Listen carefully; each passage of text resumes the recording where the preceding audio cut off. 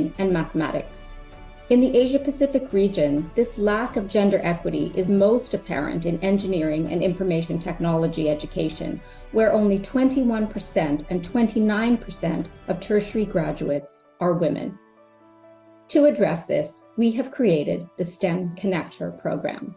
This initiative supports and empowers young women, is fostering diversity, engineering, and STEM through mentoring, learning responses, and a peer-to-peer regional community of women in STEM. Here's how we're making a difference.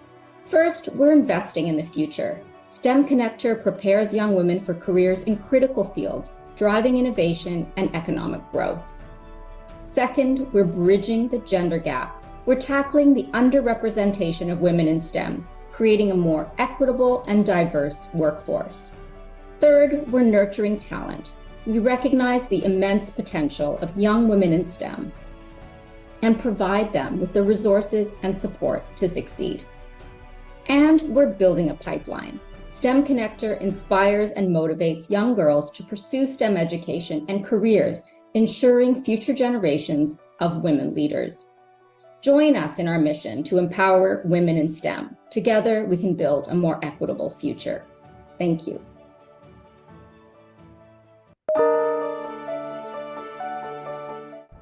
Hello, my name is Arina Dafir, Community Affairs Manager for Microsoft.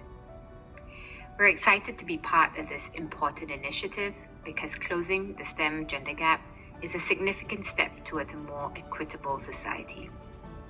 It is our hope that through this program, we help knock down barriers for young women to thrive in a STEM career through access to mentorship, training, and networking. For young women considering a career in STEM, my advice would be keep an open mind. There are multiple pathways to enter, explore, and be successful in this field.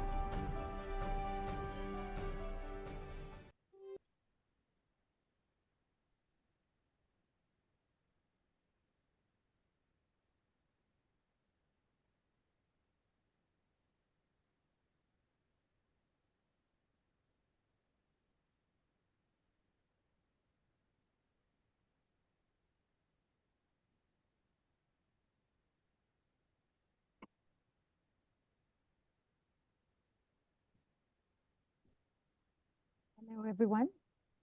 We'll just give it a couple more, like a minute or so, just to let other people join in, and we'll start.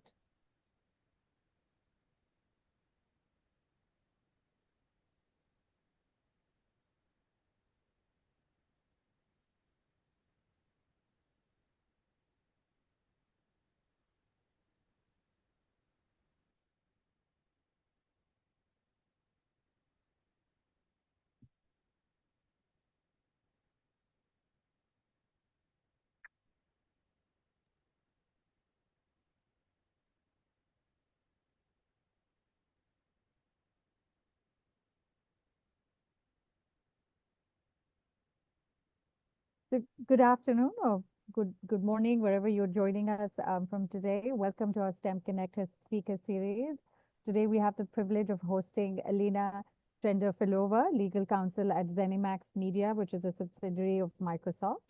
Elena is a trailblazer in the gaming industry, and she's here to share her valuable insights on navigating a career in STEM and overcoming the pervasive challenge of imposter syndrome. Alina will share her journey, insights, and practical tips on navigating a diverse career in gaming and overcoming challenges that often hold women back.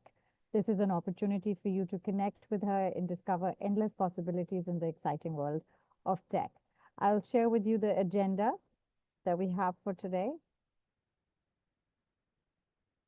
So I'll start off by giving you a very brief overview of the STEM Connector program, and then we'll hear from Elena.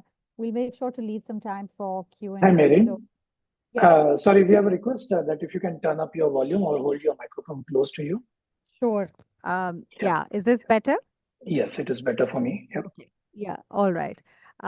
So please make sure that you get your questions ready. You can type them in the chat as we go along, or you can wait once Elena is done. And then, we'll close with upcoming events. I also want to let you know that you can get a certificate for participation in this event. So please stay till the end. On the last slide, I'll share a QR code that you can scan. If you complete a very short feedback form, you can get your certificate of participation. So we'll get started. Just so everyone knows, this program is being recorded.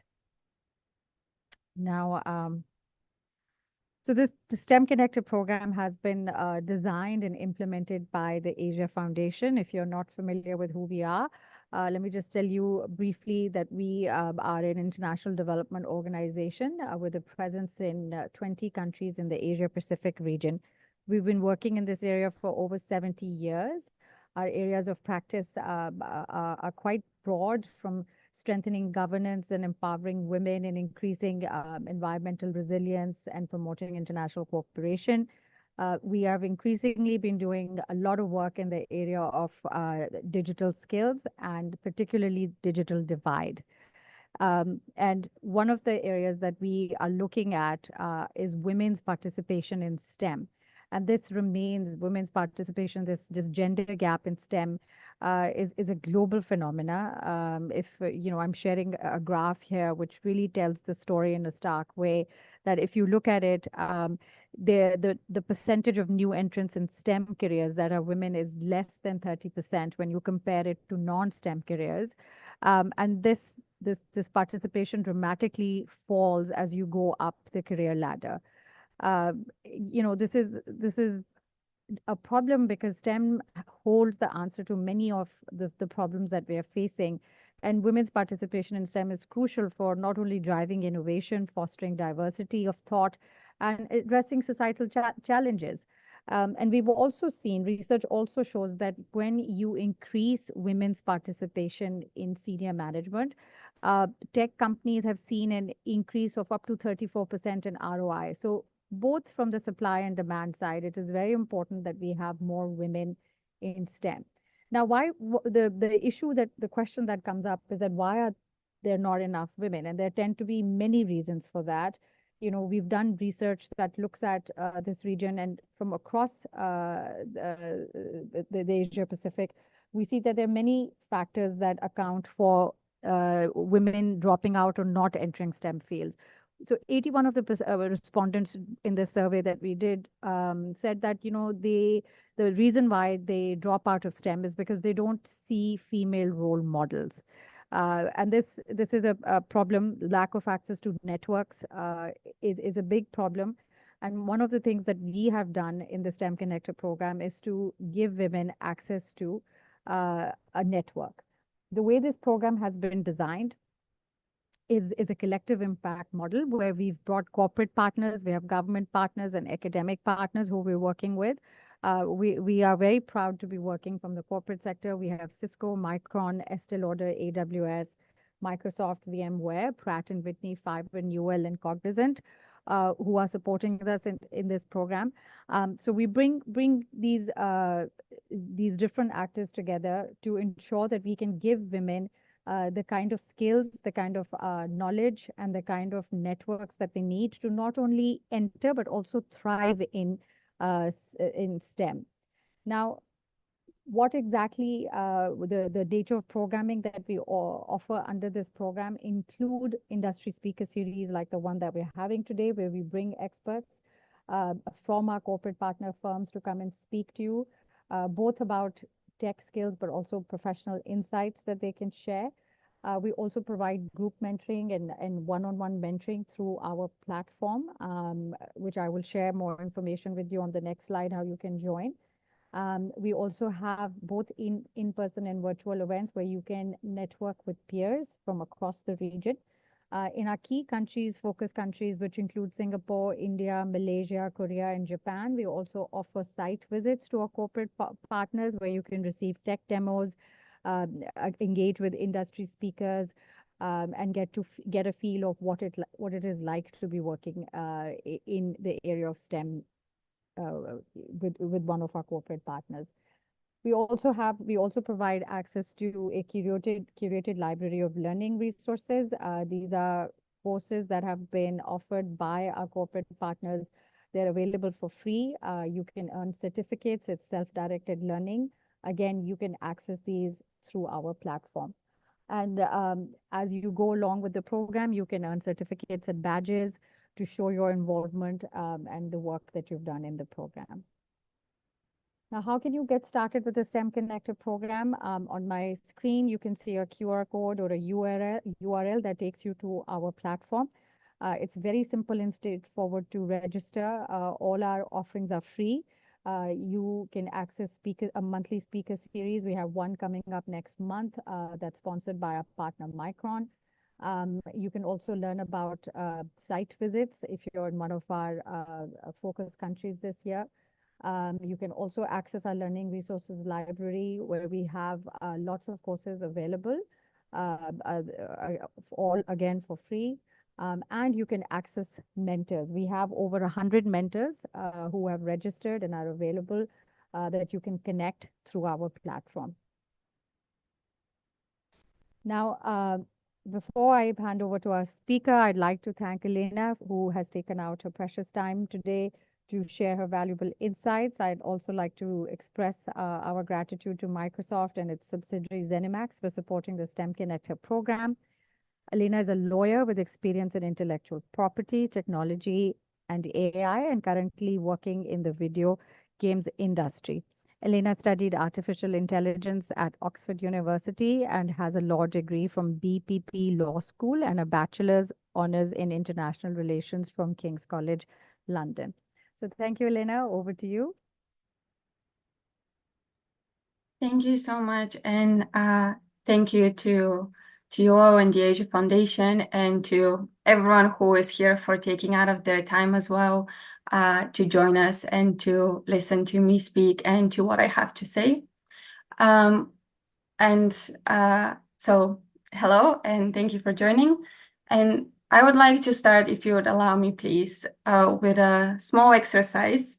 And I don't know if you need this, and I cannot see you, but I hope you will do it. So please entertain me with this. So put your head up straight, sit back, let the tongue fall from the top of your mouth, and relax your shoulders.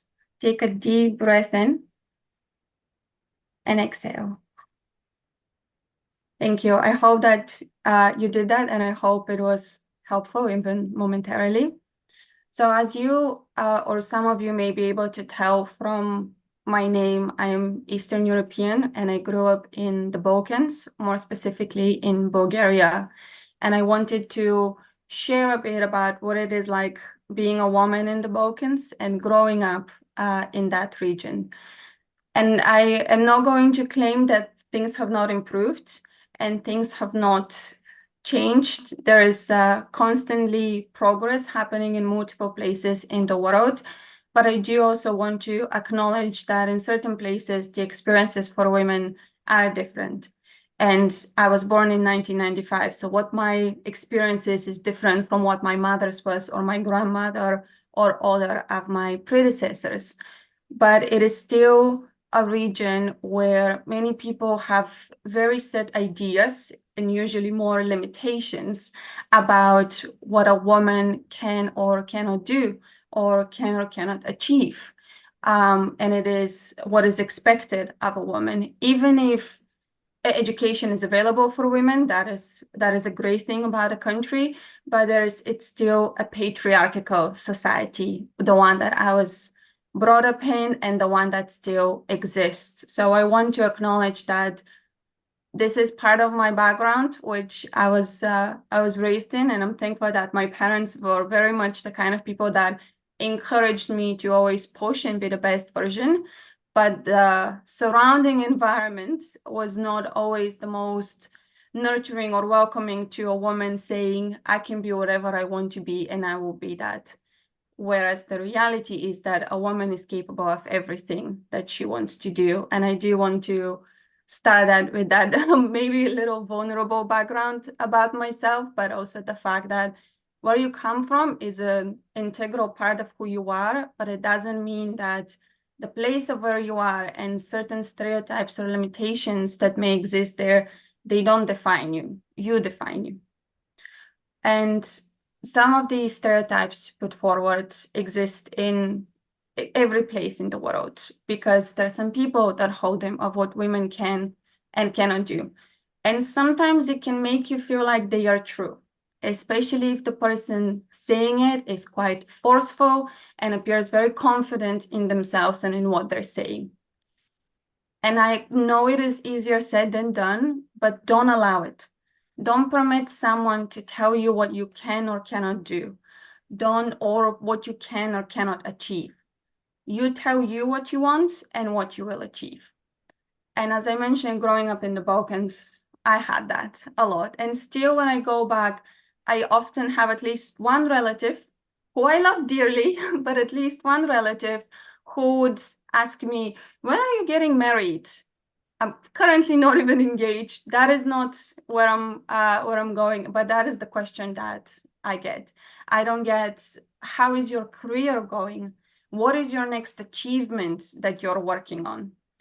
And even though it is never meant with anything bad, it is interesting that that is what I get asked as a woman. And I have friends who have that. People ask them as the female, when are they getting married? When are they having children? And their male partner gets a question of, how is your career going? What is your next journey? And what does your journey look like? What is your next adventure? So it is experiences that we often have. Of course, does not apply to everyone. There are plenty of women that do get asked that and encouraged by their family. But I'm also very cognizant of the fact that it is not for everyone, and I wanted to point that out. So what I do now that has helped me is to make a point of asking myself those questions. And even more importantly, of surrounding myself with a cushion of friends who not only ask those questions, but encourage, inspire, and uplift me throughout whatever it is that I want to do or am pursuing. I wanted to share an example of an experience that I had, which was while I was still in university and doing an analyst internship. And someone told me that my age comes across over the phone because of my voice, and that my accent meant that people would not see me as professional enough in what I was doing and in the career that I was pursuing.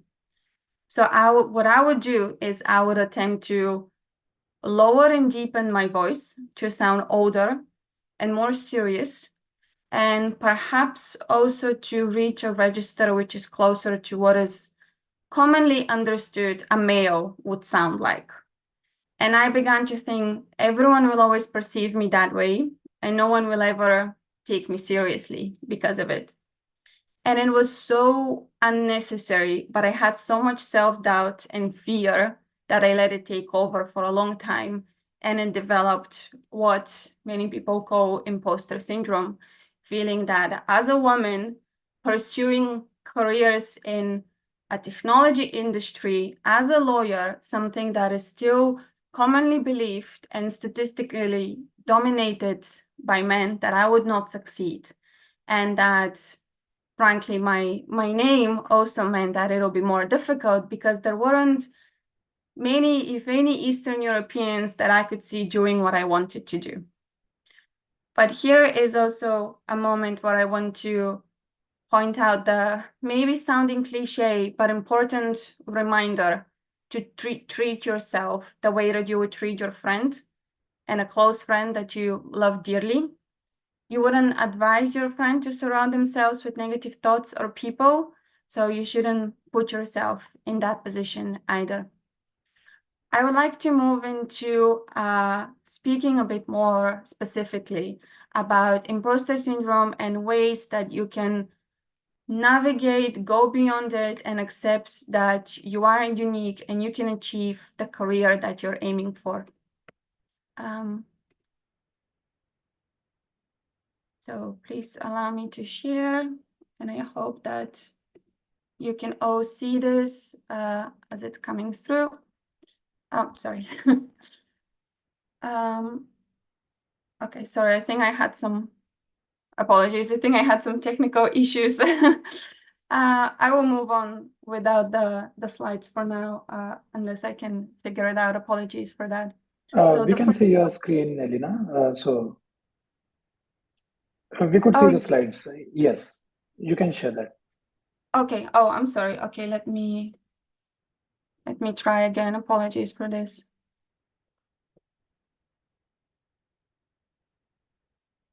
I think it's disappeared on my end, but I will have them. Okay, is this coming through okay? Yes, that works. Okay, great. Thank you. Sorry about this, the inevitable tech issues happening. So what I have on here, and you can see, is the more you learn about something, the more you break it down and less scared you are. So with that in mind, I wanted to tell you a bit about, very briefly, what imposter syndrome is, or at least what I understand it to be. And it is continued negative self-talk and experiencing self-doubt that you are the imposter in the space, that you do not belong and only somehow manage to squeeze in and be in that space. Some people would also say that imposter syndrome does not exist, or they would call it something else, or some may even argue that it is a good thing. And the misconception that self-doubt fuels productivity goes there and stands contradicted by an array of evidence. And instead of spurring achievement, it actually is correlated with reduced job satisfaction, performance anxieties, inability to own yourself and what you want and believe that you can do it, and even burnout. And it is seen in many professions. It is not restricted to one or two or to a particular industry. It is very much seen among women in STEM, but it is men that experience it. It's non-binary people experience it. We all also have moments when we don't feel it and moments where it comes back. But when you break it down and learn more about it, it is closer and it doesn't feel as scary. And also, the more you do something that you're afraid of, the more accessible it is to do it. So, for example, maybe it doesn't seem obvious because I'm doing this, but I used to be terrified of public speaking, completely scared, would freeze. I don't think what was coming out of my mouth was English most of the time. So what I did was I forced myself to jump into situations where I was speaking more to people, even if it was just having a conversation with someone rather than a more public appearance. I tried to go into those situations more. And it was terrifying. And I also know that it doesn't work for everyone in the same way that it worked for me. There are people who also have conditions or who are neurodivergent who it is not so easy for them to take that leap, and it is not something that it is accessible. But we are in a society where self-worth is intricately intertwined with achievement. So addressing imposter syndrome takes on paramount significance so we can really put ourselves in the position of who we want to be and how to get there and own that, because we have to, which leads me to the second point, which is that you may have had lucky opportunities presented to you, but it was you who took advantage of those lucky opportunities. And I want to point out that talent is not innate, usually. Talent is a pursued interest. And experience and expertise are the result of persevering on a task. They don't come in freely, and they are not something that at the snap of a fingers, it is immediately available. And deciding to put yourself forward is half the battle. And it is still scary because it can indeed feel like a battle. The truth that many people don't admit or don't very comfortably and openly say is that you have to do the work yourself. You have to apply for the events that you want to do, apply for the jobs that you want, apply for the courses you want. And here is an example that you may not be aware of or know about. is that TED Talk speakers and TEDx speakers, they apply. It is incredibly rare for someone to be invited to speak to a TED audience.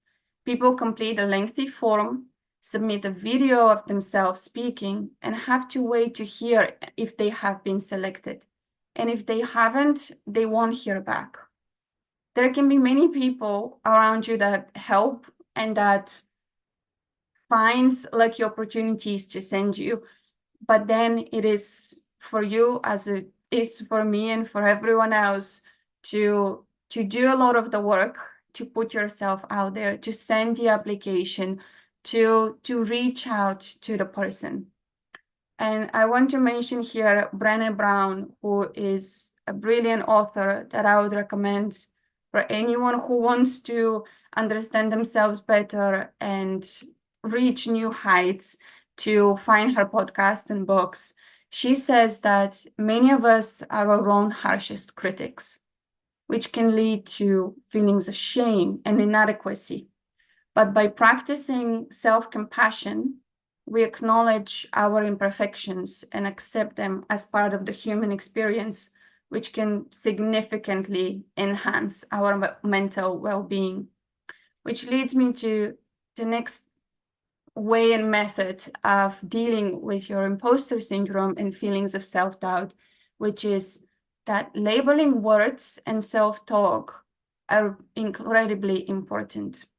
So one practical tip that I would like to share here is to catch yourself in a moment of feeling unsure, feeling self-doubt, or worried or nervous, and do what you need to do in that situation. Whether that would be talking to a friend, going for a walk, listening to an inspiring song. I have a few that I pump myself with and they give me a smile and energy that I need. Or give yourself a talk in the mirror. It may feel awkward, but it really helps and works, so do it. Whatever it is that would work for you and your experiences, do that. Don't run away from it. Don't pretend it's not there. Address it, take care of it, but don't hold on to it and nurture it. Let it go away and let it go. For me personally, I spent the first 6-7 months of the COVID pandemic alone in London. And there were days when I wouldn't say one word to anyone or wouldn't say anything out loud because my job at the time did not require calls and conversations. And it was up to me in those months to decide whether I think of that experience and situation as I am stuck with myself or I get to be with myself.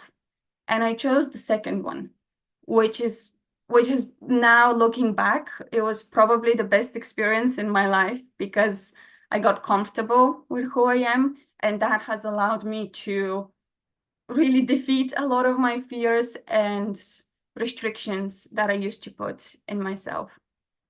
And because of the purpose of why we're here and the STEM Connector program, I want to also give an example which is very much focused on women and labeling, because language is so important. What we say to ourselves, what others say to us, how we hear it, how we understand it, and especially as women, I think we feel worried and judged a lot of the time, what people would say, how they would react. And a work corporate example that I would like to share is, I heard someone recently say a power suit. And when people say power suit, they still mean long trousers, a shirt, and a coat, which is the stereotypical corporate male outfit. By power suit, we don't mean a beautiful flowy dress or colorful top and trainers. It is still perceived that the power is a suit for the corporate male considered outfit that has been popular for decades. So it is really what we say that matters, what we say to ourselves and what we say to others, and not what we're wearing. This was an important example of how it can feel often being a woman in workspaces, but it is really important and about time that that narrative changes, that power is a word that is associated with everyone, women included. Women can be powerful, women are strong, women are mighty. We all are, and that is important to say to ourselves. Which takes me to one that may appear odd to hear, but don't always believe what your brain tells you. And I want to acknowledge that it can take time, especially depending on someone's background, to accept and fully allow yourself to feel that you belong, that you have value, and that you are contributing to what you're doing. Even if there are facts to support all of that, and there are people that recognize it, it can take longer to make all of your inner voices and critiques to navigate that and allow you to be confident and own it. You can tell your mind how things are and how you want them, because your brain is not always right and it is not always your friend. As I know, as strange as it may sound, it really is true. And nerves don't all go away completely. So I was a dancer for over 10 years before I took the leap to law, and had hundreds of concerts that I took part in. And still, before every appearance, I would feel my body heating up and sweat forming on my forehead just seconds before my face would show up to the audience. And I was terrified because what if I fall on my face? What if people point at me and say, oh, she's the one that messed up? I was so scared about that happening until I made myself face the very simple but important reality that if you mess up, it only means you're human, and all humans make mistakes. And with what your brain tells you can often contradict that. And it can make you feel like you're not good enough, that you're not doing enough.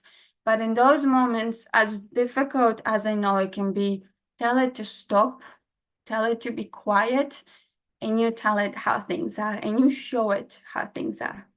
And a bit later on, I will give you some tips and tricks about a few things that you can do that help that as well. I want to also say here that one can have confidence, but not competence.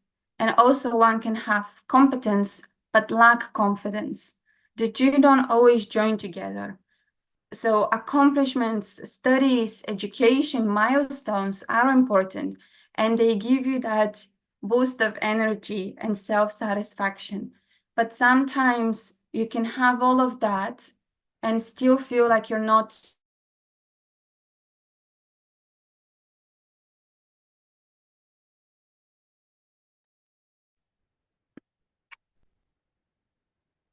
Marin, I think we are facing some internet issues at Elena's end. You are on mute, Marin. Sorry, I thought that was just on my end. Okay. Nah. We'll just wait and see if we can get Elena Yeah, back. just let's take a minute or so.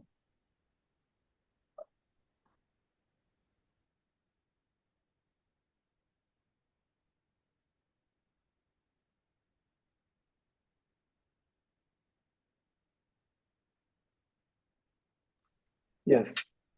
Hey, Elena, welcome back. Hello, I'm so sorry. I think you lost me for a moment there. Hello? Yes, we can hear you. Okay. I'm so sorry about this. That's all right. It happens. That second tech issue, I really hope we don't make it to 3, even though people say 3 for good luck. So where I was at is, yes, talking about confidence, but not competence, and wanted to give this word of acknowledgement, and that we all have that. Sometimes there can be 20, 30, 100 beautiful steps that we have come up, but still look at the ones that we want to reach or the one that we're at, and it can feel, oh, I don't have confidence, I haven't done so much. But take a pause and look back at how far down it is that from where you have walked up and where you have reached.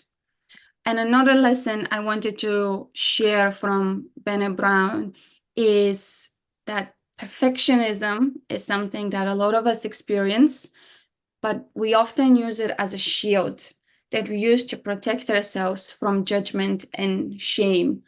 But it can be paralyzing, and it can restrict us from achieving all of these goals that we want to achieve and dreams that we have and hopes that we're running after. So perfectionism, we can call it as, I need to do this in the perfect, best way possible. But often there isn't a perfect way. There isn't 100% score. And 99, it's not just good enough. It is really amazing.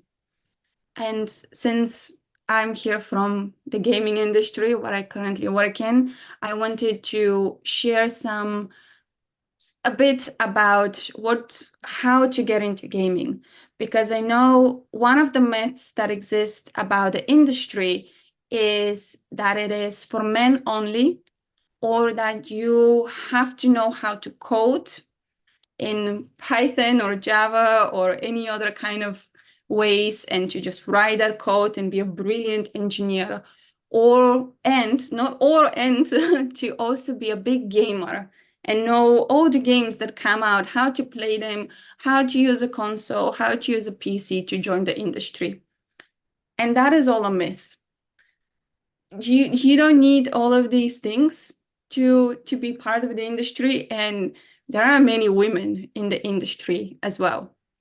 Another myth that I want to quickly address before I move into exploring what I just said more is that studios are only in certain hubs, is what a lot of people think, that they are only in San Francisco or Tokyo. But the reality is that there are video game studios and publishers and large companies that also look at interactive entertainment, gaming, and that side of technology around the world in dozens of countries.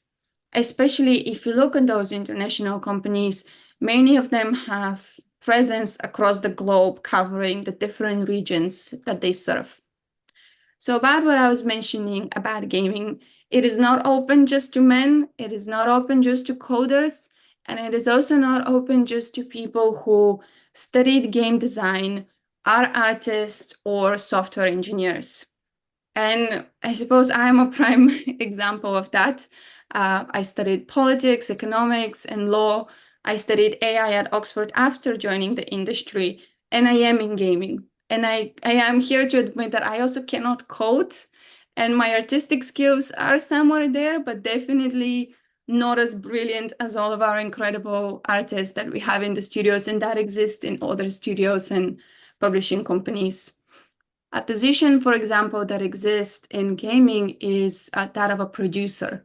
And our studios have producers who are brilliant and instrumental to the development of the game, even though they're not the ones inputting the code or drawing the characters. They are so important to bring the games that we all love and admire out into the world. We also have brand, marketing, sales managers, account managers who bring in their own creativity to the game publishing. And some of these people have a STEM background and wanted to be in a STEM industry, but not always practically used as their full-time career. Their STEM knowledge that they have, they want to apply it in a different way. There are also people that come from very different backgrounds that have joined in, but there is a slot for everyone in the industry. There is a lot, of course, to also use the engineering scientific background that you may have. For example, in coding, if that is what it is that you want to do, in memory cards, there are brilliant people that create engines and a lot of the back-end incredible work that maybe is not seen immediately when you do the game, but it is so important so that that incredible final product is available to everyone. And I am not a recruiter, but from what I can say as someone who has experienced the other end of looking for jobs, women who veer towards feeling of imposter syndrome and self-doubt would often self-filter roles that they do not feel absolutely qualified for, meaning to tick every single box from the bullet points of responsibilities and requirements that are listed. And what often happens, and there is research done that shows this, is even if you look at a job application as 100%, and you'll have a woman who experiences self-doubt about the role or the industry and meets 90% of the criteria, she would focus more on that 10% that seems to be lacking than on the 90% that meet it, because of pursuing the perfect score to be able to get it, rather than knowing that 90% is enough, that maybe the 10% not much are not that important, or it is a skill that the company and the team would be very happy to teach the new joiner and to nourish them for all of the amazing 90% that they bring in. But it is something that happens often, especially when, and the statistics that we show earlier are very concerning, and there's so much work to be done, because a lot of it is women don't feel like there are roles, and I saw the percentages for India, that there are role models that you can look up to in STEM to join an industry. And that can be any area of STEM, any industry where STEM skills are used and necessary, because there are low percentages of women representing, and it can feel scary and daunting to try to be the first if you feel like you will be the first. But there's always a first, and also maybe there are a few that don't seem so prominent but do exist, that are there, that can help and will nurture. Or there is someone in a different country or in an industry like gaming that you may immediately not think is so part of STEM, but I would definitely argue that it is. So do not cut yourself out. Whatever your strengths are, use them to your advantage. There are women who work at our studios and at other studios, I'm sure, who used to be in the army, who used to be dancers, bartenders, all kinds of other careers. There are also women who studied engineering or biochemistry and then join a studio straight after university or shortly after. It is not restricted to a particular degree or particular experience, and you don't have to go through art or code to get into the industry. And I cannot, of course, speak in detail about every entertainment and technology industry or department, but what I can say is that I'm willing to bet a lot that they all need professionals with a STEM background to contribute with their knowledge and their expertise to the development of, if we look at more broadly at entertainment, there is also music, television, movies, cinema, as well as gaming. There's esports, that they are all fueled by science and engineering. But I also want to point out that if that is not necessarily the career that you want to pursue long term, all of these industries also need finance professionals, marketing people, lawyers, human resources, project managers, account managers, and all kinds of other roles. So focus on the hard and soft skills of the position and what is it that you can bring in. And it doesn't mean that you have to have played all the games or know them all. And here is another important thing that I mentioned earlier, that you don't need to be a gamer to join the industry. Sure, games can be fun and it's nice and an engaging hobby that exists for many people, but it doesn't mean that you have to play to join the industry. And also, I had someone say to me a while back that, oh, you're a woman in gaming and you also enjoy games. Like, oh, women don't play games. That is inaccurate. There are so many of us women who enjoy games, whether it is mobile games, playing on a controller and a console, or a PC. There is a variety. It doesn't mean that you're playing every day, but we can all enjoy that. So it's important to change that narrative that gaming is only for men or that only men enjoy games. And in the industry, we have these women, but we have also women who play games who are not in the industry, who are with a STEM background or not.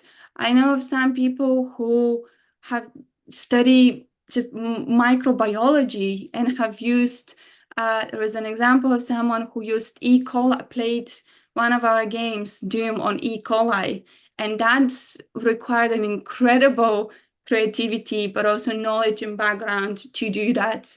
Now, I don't think that person is currently in the industry. I believe she's an academic, but she is incredible for doing that. And this is the overview that I wanted to present of the industry, and mainly state that there is no one mode to be shaped from to join the gaming industry. You can have a STEM background, you can have a STEM interest, but not the strictest or really detailed background or education in it, and you can still join in. Equally, you can have it and be an integral part of the industry. It is all open. So I know we don't have that much time left, so I wanted to quickly but importantly share some so-called tips and tricks that can help when someone has those moments of imposter syndrome or self-doubt, which happen at any point in life. And the first one is one that you may have seen somewhere already, but it is power posing. And it does work. I promise it does really work. And the most commonly recommended one is the one of Superwoman with the hands on the hips and standing like this. I would also suggest doing it in front of the mirror because you see yourself being powerful and in that powerful, confident position. And that's when it tells your brain that you are embodying the power that you want to have.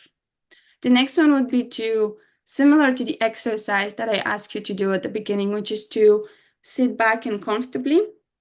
When you lean back and relax your body, that tells your mind that you're safe and you're comfortable and you're going to be fine. And it doesn't make you go into a fight or flight response. It tells you it is okay. Then the next thing I would recommend, and that applies to me as well, it is to reach out to people that you think may help you in your career and professional, personal life and development, and also to people that you look up to, or you find inspiring, interesting, who have the role that you want or seem to have a similar journey. It can feel daunting and scary what to say to them, how to phrase it. There can be an inner voice that makes you feel, oh, I will bother them, they won't care. You won't bother them. And if you do, then that is not a valuable connection to you. And the worst case scenario is they don't respond, which is not nice, but so what? It happens. It could be just that they missed the message. Follow up with them. If they don't respond again, then move to the next person. Or just message them people in bulk, asking them if you can reach out, ask them about their career, how they got there. Most people will actually, I would bet, would be very happy to help and share. And then is to pause and acknowledge moments when you feel like you are doubting yourself, that you are unsure, or that you're feeling nervous or stressed about the next thing that you're supposed to do. And every time you have an accomplishment, whatever that form the accomplishment may take, I would like to ask you to celebrate it for yourself. It doesn't have to be with a fancy dinner or a big trip. It can be something such as, I had a very productive day and completed 4 tasks that get me closer to my goal X. Get yourself a nice dessert. or a coffee to celebrate it and label it that that is what it represents. So I am giving myself that slice of Oreo cake because I accomplished this thing. And it starts to tell you that you are achieving all of these milestones that you want, and you are getting closer in your STEM journey and in owning yourself in your own uniqueness to be exactly who you want to be, because that person is most likely already there. And these commemorations, even if they may feel small, they will add up a lot, and you will start recognizing and inhaling all of your successes. Because every single thing you've done for yourself, every step you've taken towards those goals, every test you've passed, that is a success. And that is a success that you did and that you achieved.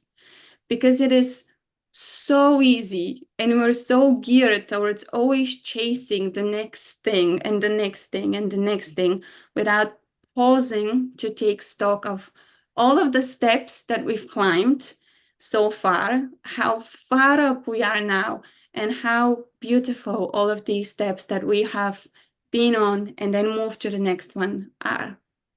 And the last one that I would like to mention as a tip is to rationalize while you're getting anxious or experiencing self-doubt. What is the reason for it? Could it be even that you're a little tired or hungry or thirsty? Or is it that maybe you feel underprepared, or you're actually really excited for something and want it to go well, and that's where your nerves are coming from? Acknowledge it, find what the reason is, and then do what you can about it in the same way that you would treat it in a different situation. If you're hungry, grab a quick bite something. If you're really tired and sleepy and you have a presentation in 10 minutes, maybe you cannot really do a nap or have a long sleep, but do some jumps in one place to give you that boost of energy, or listen to a song that will bring you up to life and energized. Do these little things for yourself when you catch yourself in those moments of, I'm anxious, I'm feeling imposter syndrome, where is it coming from? And I would like to ask you for another quick, very, very quick exercise, I promise. And I cannot hear you, but I hope you will say this out loud with me. And that is, I deserve everything I have achieved and have, and I deserve everything that I want. And you're all doing better than you think you are, and you've got this, everything that you want and everything that you're aiming to achieve. So thank you so much for listening to me talk and to presenting these ideas and breakdown of the gaming industry and of imposter syndrome. And I really hope it's been helpful. And if there are any questions, I'll be happy to answer them the best that I can. Lena, I think hearing from the experiences that you have shared from your own life, and then hearing you today is a very good example for us to, overcome our imposter syndrome and build our confidence. We have a couple of questions come in the chat box, but since we are short in time, I'll maybe just ask two from you if we can quickly answer those. One question we have received is, how can one differentiate between healthy self-doubt and imposter syndrome? Sorry, what was the first one? The question says, how can one differentiate between a healthy self-doubt and imposter syndrome? Like, how do you Oh, recognize that you have imposter syndrome? I get it. So imposter syndrome, I would say, and there are many different definitions for it. So also what I was talking about, breaking down something, if you feel like you have imposter syndrome, I would genuinely also recommend finding a lot of different podcasts and just typing it in a search engine and reading resources to understand it better. I would say that imposter is very much related to a negative feeling. So you're negatively telling yourself that you don't belong in a space for whatever reason it is that your mind is telling you. And it makes you feel like you should just run away and hide somewhere and just curl up in the corner and don't talk to people and don't go back there, because there is a voice telling you, I don't belong here, I don't deserve to be here. Whereas a healthy self-doubt, and I personally don't know if there can be a form of healthy self-doubt. I think there can be a form of healthy motivation, and also motivation takes discipline to actually lead to long-term goals. But it can be moments where you're actually not necessarily self-doubt, but you just want to be better than you were. Not better than others, because it's you that matters. Whereas you're not doubting that tomorrow or in a week you will be better, stronger, more intelligent, but you have this desire to say, oh, what I did yesterday, I want to do more today. But I don't think I would at least personally call that healthy self-doubt. I think it's healthy belief that you will always be better with the next day. Thanks, Elena. One more question related to the gaming industry. It says, what role do you see women playing in shaping the future of gaming? I think everyone can have a great role in shaping the future of gaming. And women are instrumental in that. And a lot of it is also what I was talking about, changing the narrative that women don't play games. So it is important to see women who are part of esports teams, which exist, because it immediately shows you a contradiction to that idea that women don't play games or are not part of the industry. Also, I guess something like what I am doing also helps to show that there are women in gaming. Other ways that it more practically is how women are represented in games. Women can be instrumental. And that applies to also not just a female experience, but also female experiences from different ethnicities and races, and making sure that that is accurately and respectfully represented in games, that it exists in games so that women from different backgrounds can see themselves as part of this story, but that they're also part of it to make sure that that story is set correctly and also beautifully and respectfully. I think that is where women can play a very important role, and to really showcase that. And there are some games that have incredible, strong female characters. So we're already moving in that direction, but having more people represent a certain gender or a community in the industry will definitely put that community and gender even more at the forefront and shown in the way that it should be and the way that it is correct and accurate. Thanks, Elena. There's a request in the chat box. If you can maybe type on the sentence that you asked us all to repeat at the last to, just build our confidence, prep us up. Maybe you can repeat that. There's a request, so probably it's helping people, and people would like to repeat that activity later. Of course. So I deserve everything and I have achieved and have, and I deserve everything I want. I like to say that to myself a lot. And I can also share the short exercise, because it is proven to help people relax and even for a moment exhale and release anxiety or just pressure that we have accumulated. And if there is anything else, please, I'd like to stay here. You have my name on here. If people want to connect and reach out to me on LinkedIn, please do so. I'd be happy to share more parts of this talk, or if I can give you any other tips or just connect and have a conversation, please do so. Thanks, Elena. I'll hand it over to Mary. Thank you so much, Elena. This was really interesting and insightful to hear you speak, and also just I'm having all these warm, fuzzy feelings and, you know, reassured. So it was really nice to hear from you. Doesn't matter where in your career you are. I think the important tips and the experiences you shared are valuable to for all of us. I hope you all got a chance to scan the QR code or use the URL to provide us some feedback. I would also encourage you to join our STEM Connector platform, where you can access learning resources, mentors, upcoming events, etc.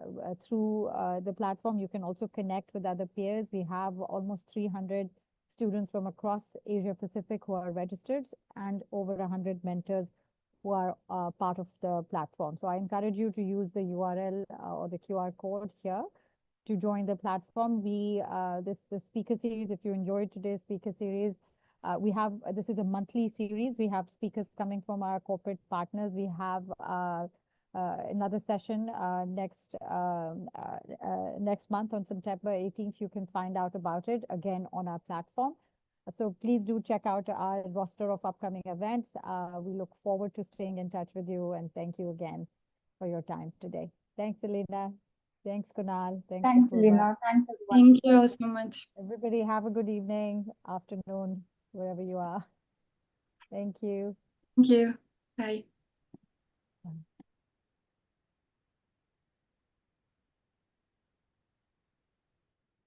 So we'll leave the QR code on if some people are still scanning.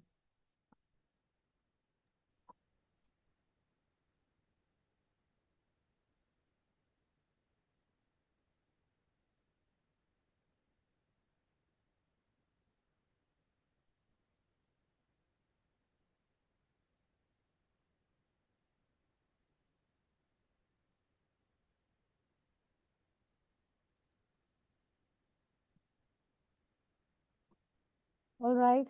Thank you, everyone. Yep. I think we can close that. Thank you. Thanks, Merin. Thanks, Kapura. Thank